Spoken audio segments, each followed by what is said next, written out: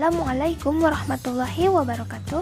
Hai sahabat pembelajar, pada tutorial kali ini kita akan membahas uji korelasi minat belajar dan hasil belajar, serta cara mencari nilai rata-rata atau min, varians, dan yang lain-lainnya menggunakan Minitab. Nah, di sini diketahui data minat belajar siswa terhadap matematika dan hasil belajar matematika siswa sebagai berikut. Nah, dari data tersebut, apakah hubungan atau korelasi yang signifikan antara minat belajar siswa terhadap matematika dan hasil belajar matematika? Oke, langsung saja buka dulu Minitab-nya. Pertama, klik file, kemudian open, kemudian pilih data yang sudah disiapkan, yaitu data minat belajar siswa dan hasil belajar siswa. Klik open, lalu klik OK. Kemudian untuk korelasi minat belajar dan hasil belajar, caranya adalah klik start, klik basic statistik, kemudian pilih korelasi. Nah, di tab ini variabelnya adalah minat belajar dan hasil belajar, blok, kemudian select, kemudian pilih graph. Nah, di situ ada correlation and interval. Nah, atau ada juga correlation and values. Nah, kita pilih yang correlation and values. Kemudian klik OK. Klik OK lagi. Adalah bentuk korelasi dari minat belajar dan hasil belajar ya. Nah, kalau kita ke bawahnya, di sini korelasi antara minat belajar dan hasil belajar itu adalah 0,978. Nah, di mana di sini koefisien korelasinya dan interpretasinya jika 0,0 sampai 0,19 maka sangat rendah. Nah, dan di sini hasil minat belajar siswa dan hasil belajar matematika siswa itu korelasinya 0,978. Nah, berarti memenuhi yang 0,80 sampai 1,00. Nah, karena mendekati 1 maka hubungan atau korelasi antara minat belajar dan hasil belajar siswa sangat tinggi atau sangat kuat. Seperti itu. Nah, selain itu kita juga bisa menggunakan cara yang tadi sebelum menggunakan interval. Caranya sama, start basic statistik, kemudian klik correlation, kemudian tetap klik graph. Nah, tadi kan diganti dengan correlation and values. Nah, sekarang kita ganti dengan interval. Seperti apa? Klik OK. Nah, hasilnya tetap sama ya seperti ini, cuma bedanya di sini. Di sini ada keterangan 95% yang menandakan bahwa hubungan antara minat belajar dan hasil belajar sangat tinggi atau sangat kuat.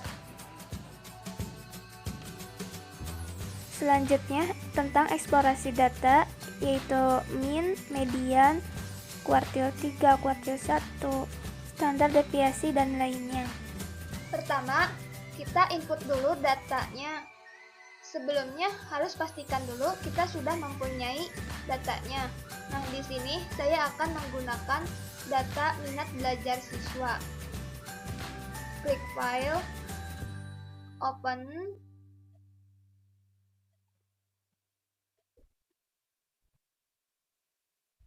lalu klik OK. Nah, ini adalah datanya. Ya, setelah itu kita gabungkan yang per baris ini. Jadi nanti ada 3 kolom baru yang nantinya akan menjadi hasil, siswa, dan minat belajar. Nah, caranya agar ada 3 kolom baru, kita klik data, kemudian stack, kemudian klik raw. Nah, di sini kita blok semuanya sampai akhir, kemudian select, kemudian di sini kita ketikkan C berapa? C11. Oke, berarti kejutannya adalah C11.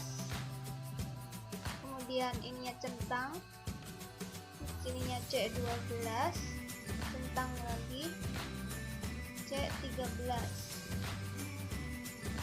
Klik OK. Nah, ini adalah data yang sudah digabungkan tadi, jadi seperti ini. Nah, setelah itu kita namai. Nah, di sini kita namai dengan hasil. Kemudian yang di sini kita namai sebagai siswa.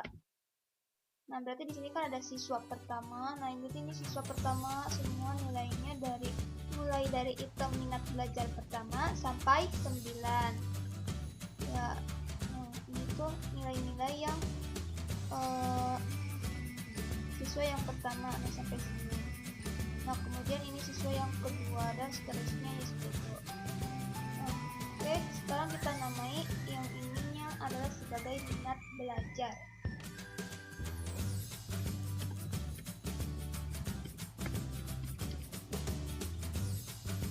Setelah itu kita menentukan nilai rata-ratanya atau min, median, dan yang lain-lainnya dengan menampilkan deskriptif statistik. Nah, caranya klik start, kemudian bahas statistik, display deskriptif statistik.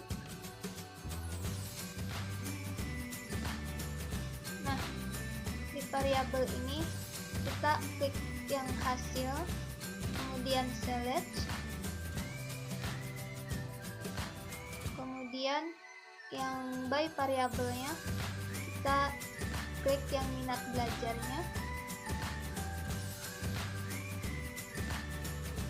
kemudian select, kemudian klik statistiknya, klik OK, kemudian klik OK. Nah, ini adalah hasil dari 10 siswa dengan item minat belajar ada 9, dimana dari 10 siswa itu ternyata untuk item minat belajar 1 rata-ratanya di bawah 70, sehingga minatnya kurang. Nah, sedangkan pada item minat belajar 2 itu di atas rata-rata, yaitu di atas rata-rata 70, sehingga minat belajar siswa terhadap matematika sangat baik. Selain itu, kita juga bisa memunculkan grafik histogram data agar perbedaannya lebih terlihat. Caranya sama seperti tadi.